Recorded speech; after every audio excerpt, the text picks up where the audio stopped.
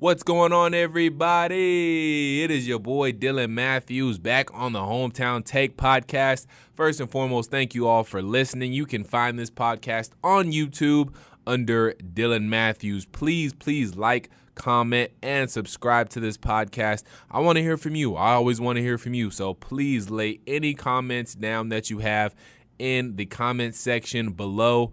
And again, thank you all so much for listening. Got a good show lined up for you guys today. Going to be talking Braves. They're looking good. Dansby's balling. Acuna's coming into his form, earning that contract.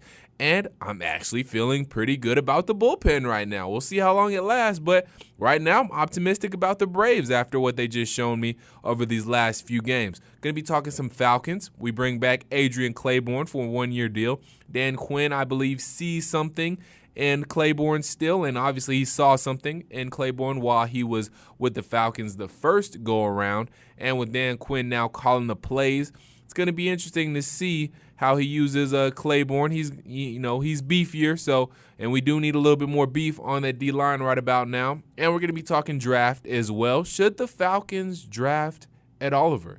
That's a question I'm leaving for you guys right now, but we're going to get into it a little bit more. Also, going to finish off the podcast by talking some Hawks. They kind of ended their season on a sour note, not because of the loss.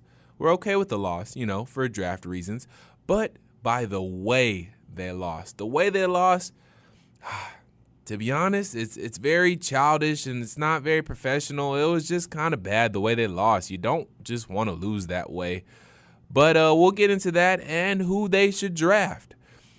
I'm at first I was feeling Cam Reddish, but I crunched some numbers, did some thinking, some soul searching, and to be honest, not really feeling Cam Reddish anymore. I'll let you know who I'm feeling later on in the podcast, but let's go ahead and start with our Atlanta Braves. Man, they're looking good. I'm excited about the Braves right now. They got me pumped up again. I know I was all down on the Braves a little while there, on the bullpen and all that stuff, but I'm feeling good about them right about now, man. I'm feeling good about the Braves. Dansby's balling. Take a listen to this. 4 home runs, 15 RBIs, 324 batting average through the first 11 games. You can't tell me Dansby ain't healthy, and you can't tell me he ain't balling. We thought Ronald Acuna was going to come in here and steal his shine because, think, folks, when Dansby first got to the ATL, he was supposed to be our savior. He was supposed to be our knight in shining armor. Then Acuna came along with Ozzie, and Dansby just kind of fell through the cracks, but Dansby's like, hey, I'm still here, and I'm still a baller, and I'm still a star in the making. Well, Dansby, gosh darn it, Lieutenant Dans, you're showing it, man, and I'm appreciative of it, and I want you to keep it up. So, Dansby, keep on doing your thing. Again, 4 home runs, 15 RBIs, which leads the team. 4 home runs is tied for the team lead with Ronald Acuna Jr., who we're about to talk about there in a second. Dansby Swanson is also 4th on the team when it comes to batting average behind Freddie Freeman, who's hitting .400, Ozzie Albies, who's hitting .364, and Nick Markakis, who's hitting .341, only comparing the guys who've played all 11 games thus far. But Dansby's balling, man, and I'm proud of Lieutenant Dans, man. I couldn't be any more happy for him. I know we were kind of skeptical about what he was going to do and how good he was going to look, early on due to that wrist injury, but he's looking good, man. So shout out to that guy, Dansby Swanson. Also, Acuna! Ronald Acuna Jr. looking like the Rookie of the Year winner that he was last year. So we all were kind of starting to get on Acuna a little bit. Just to be honest, he struggled his first few games. So listen to this. First 9 games, 4 for 31, 2 home runs, 4 RBIs, 6 runs scored. So that's not great. It's not, could be worse. Definitely could be worse, but it's not great either.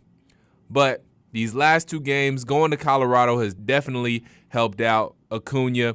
Last 2 games, which have been against the Rockies, 4 for 7, 2 home runs, 3 RBIs, 4 runs scored. So Acuna coming into his own, a little road trip helped him out. Now he's going to head back home, and hopefully he keeps up this hot streak up against the New York Mets, who we are going into a 4-game series with going into this weekend. So Thursday to Sunday, have a 4-game set up against the New York Mets. Going to be important for the Braves to hopefully win the series. If we could sweep it, of course, that'll be even better to help us in the division. Right now, we're in a 3-way tie in the NL East. So these are some key games coming up here up against the Mets. Once again, we're going to be at home at SunTrust Park these next 4 games up against the Mets.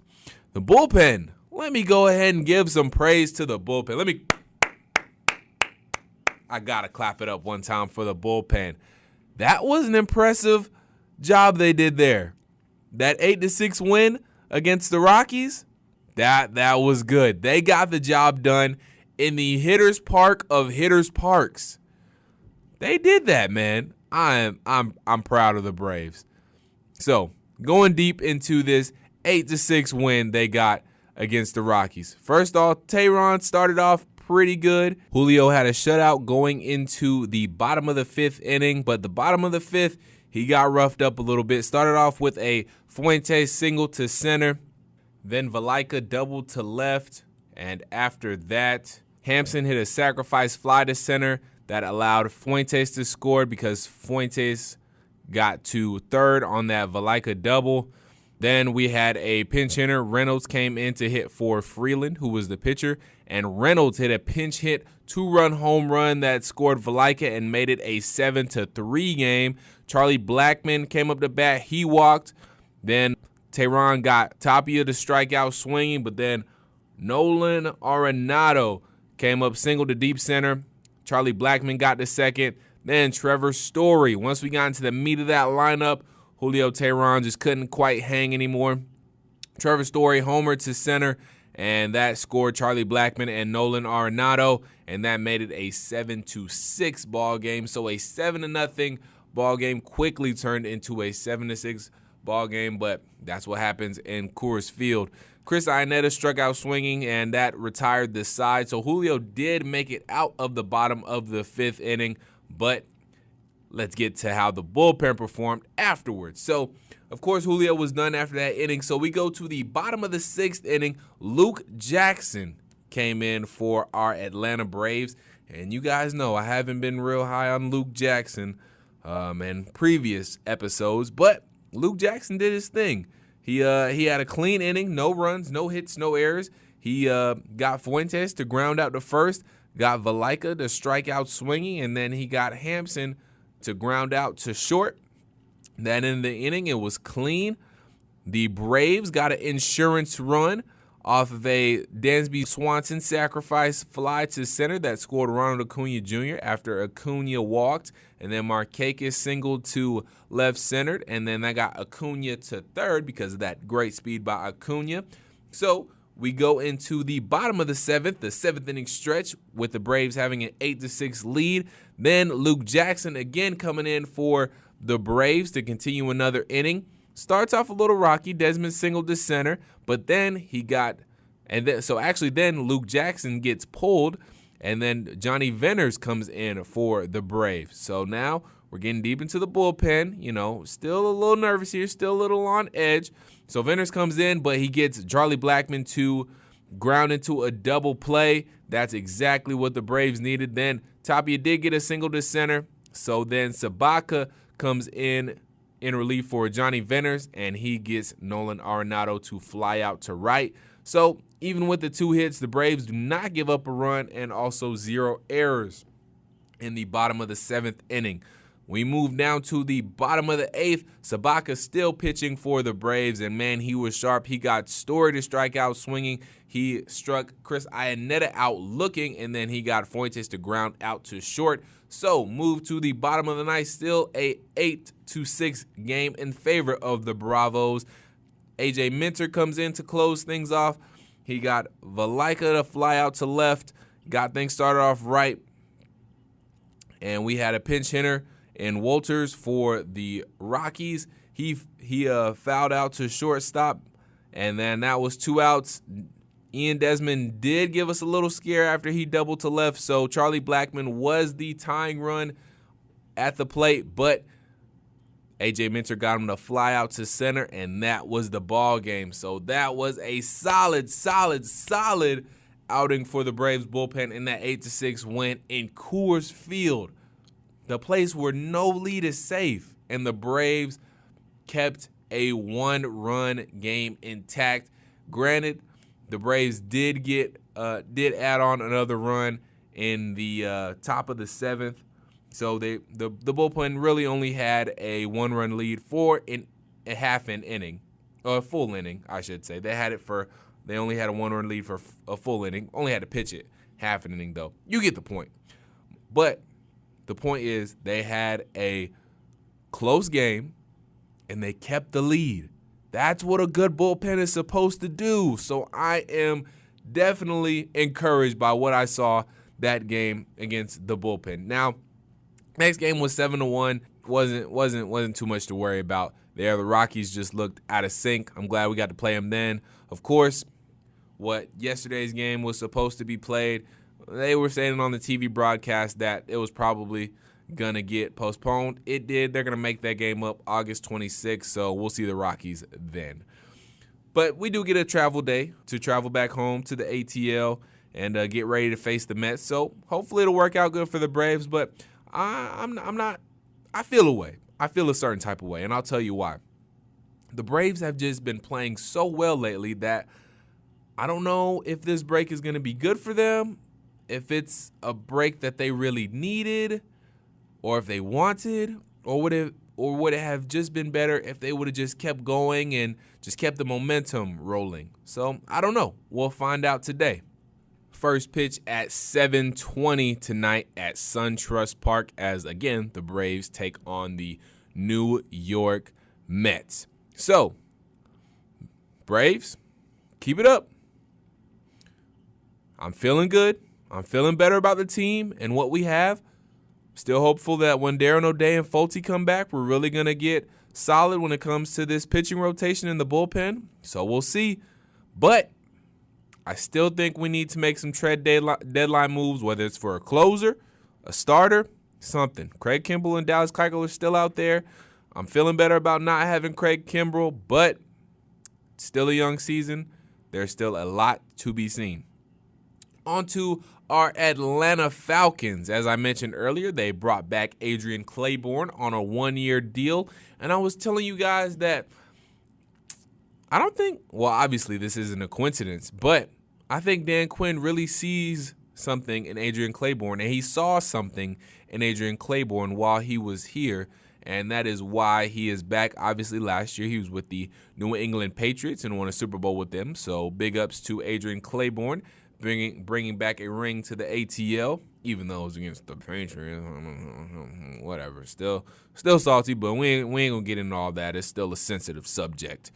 But Claiborne obviously fits the scheme. He's got some good size that we need on the defensive line right about now, too. So I definitely think it's a good pickup for the Falcons. And to let you guys know, I'm very, very, very excited about Dan Quinn calling plays on defense. No offense to Marquand Manuel. He was cool. He was great. He got us to a Super Bowl. So I'm not going to hate on him. Even though, yes, Dan Quinn did have his handprints on that as well, obviously.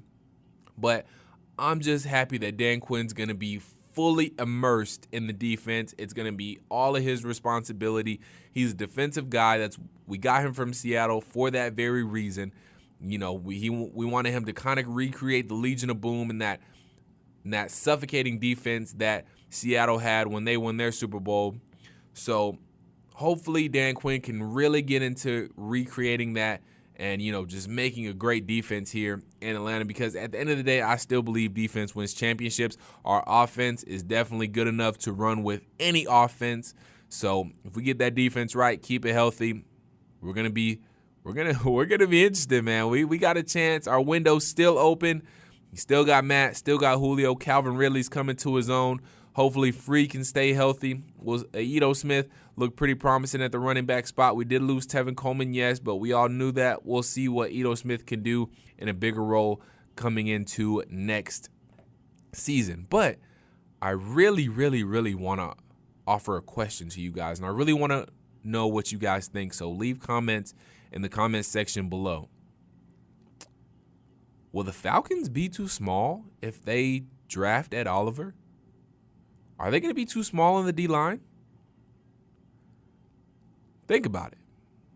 The average defensive tackle size right now in the NFL is 6'3", 335 pounds.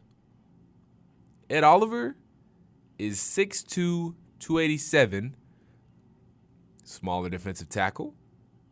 Grady Jarrett, 6'1", 291.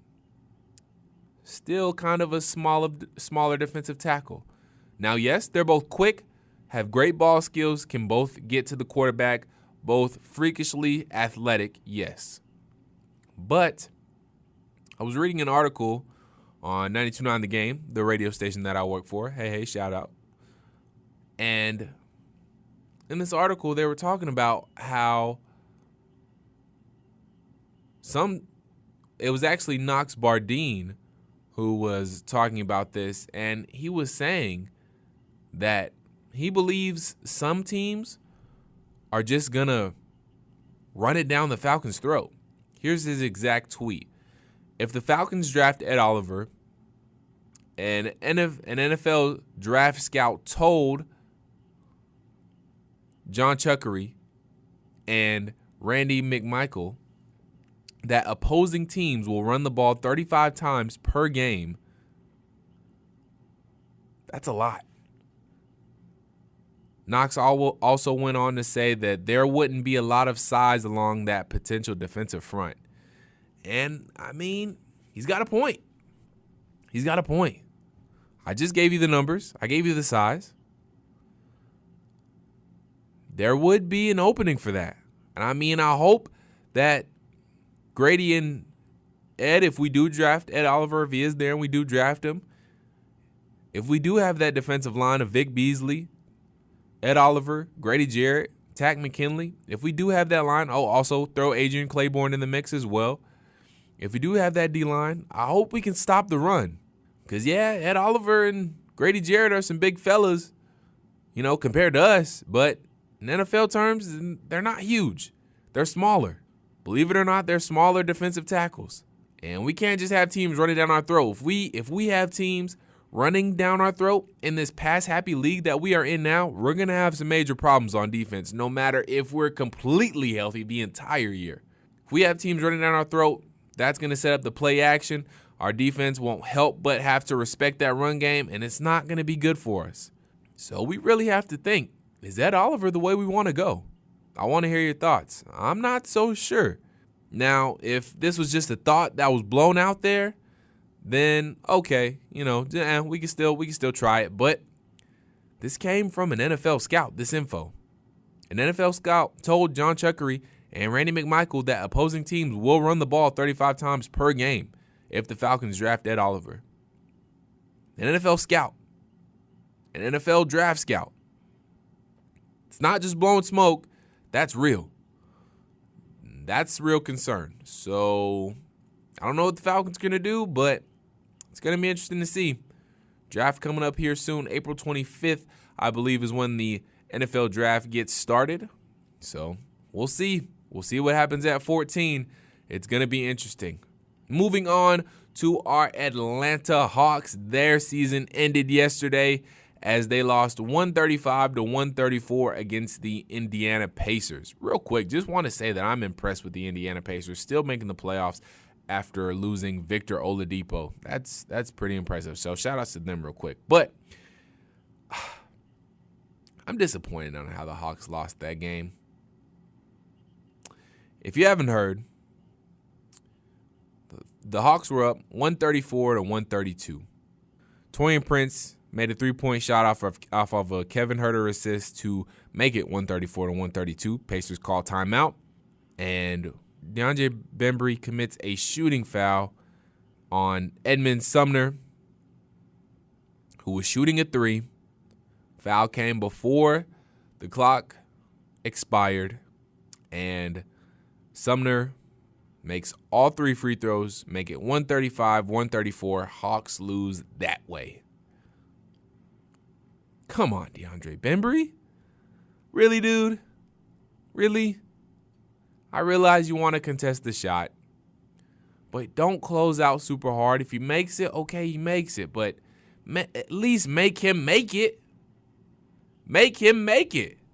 Don't give him 3 free throws. That just didn't sit right with me. Like, come on. Really? You're going to foul him like that? Just give him 3 free throws to win the game? Come on, DeAndre. You know better than that. I know we have a young team, but these are some mistakes we can't afford to make once we get to where we are starting to be competitive again. This time, okay, it's whatever. It's not like we were fighting for a playoff spot or anything like that. I get it. So I'm not going to go in super hard, but we just got to be better than that. Just didn't sit right with me. So, got to do better on that. I do also want to talk about the upcoming NBA draft. The season is over. Now we can focus on the good stuff. What we've been preparing for all season, the draft. So right now, as the Hawks sit, we are looking at the 5th spot. We have the fifth worst record in the league, a 10.5% chance to get the number 1 overall pick. Dallas, on the other hand, is in a 3-way tie for the 7th worst record in the league, and they have a 6% chance to get the number 1 overall pick. In case you don't know, the Dallas pick is a top 5 protected pick.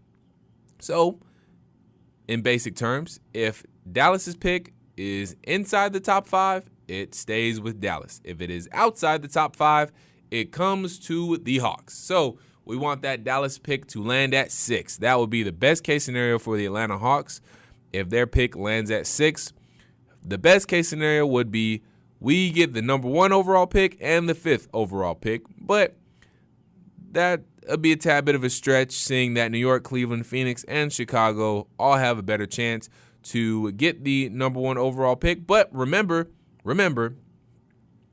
Adam Silver changed the rule a little bit that, he kind of spread out the luck a little bit. So, New York, a 14% chance with the overall pick. Cleveland, a 14% chance with the number 1 overall pick. Phoenix, and also a 14% chance with the number 1 overall pick. Chicago, 12.5% chance. And then Atlanta, as I said earlier, 10.5% chance at the number 1 overall pick. So, it could happen.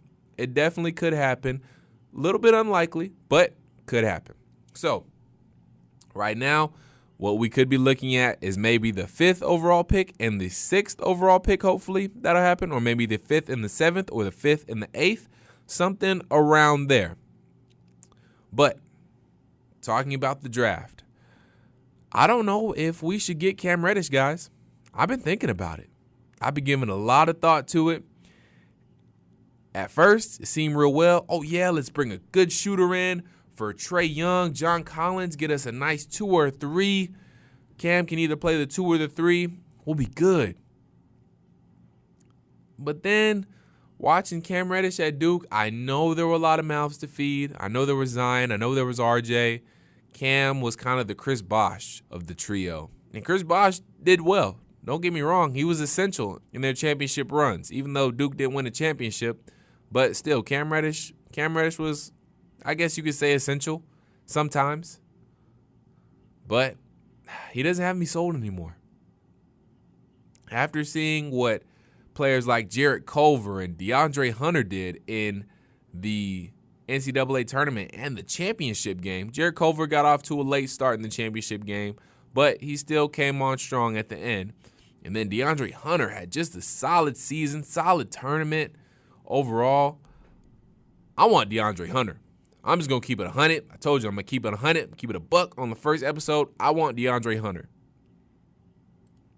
DeAndre Hunter this season averaged 15.2 points per game, 5 rebounds, shot 43% from 3, 78% from the free throw line. A solid player. He can defend. Everybody at Virginia can defend. That is their bread and butter, their defense. He's a winner, just won a national championship at Virginia. I want DeAndre Hunter. I think that would be very nice if we got DeAndre Hunter. He could play the 3. He could play the 2. Shot 52% from the field this year as well. He's experienced. 2 seasons. Experienced than most. I won't say super experienced. Only spent 2 seasons at Virginia, but had a nice jump though. 9 points per game last year, 15 points this year. Nice jump. Shot 48% from the field last year. This season, 52%. Shot 38% from 3 last season, 43% this season. 75% from the free throw line last season, 78% this season. Made improvements. I think he's going to be a really good NBA player. Could be an all-star. We'll see. Time will only tell. But I want DeAndre Hunter. I think that's who we should get. Now, if we do end up with the Mavericks pick, then we can maybe look at a Cam Reddish. But again, we have other options. Maybe we look at a Jarrett Culver. We could go back and forth between either DeAndre at 2 and Jarrett at 3 or vice versa. Also, there's Jackson Hayes, the freshman center out of Texas. We could use him as a rim protector. Averaged 10 points, 5 rebounds, 2 blocks per game in his freshman season in Texas. He wouldn't have to really worry about his scoring, so don't let the 10 points per game scare you. We got Trey, we got John, we got Kevin. We'll have another rookie coming in, hopefully DeAndre Hunter. I'm hoping, fingers crossed. So we wouldn't really need him to score that much. He'd be more of a defender, rim protector. Another person for Trae Young to throw some alley-oops to. Jackson Hayes could be a good pickup. In the Bleacher Report mock draft, they have Jackson Hayes going to the Hawks via that Mavericks pick, so that could be an option. Jarrett Culver could also be another option we could pick up. He made a good jump from year 1 to year 2 at Texas Tech. Year 1, 11 points per game. Year 2, almost 19 points per game at 18.5. Field goal percentage went up from 45 to 46%. 3-point percentage did take a dip. But, that's okay. But he had a great season at Texas Tech.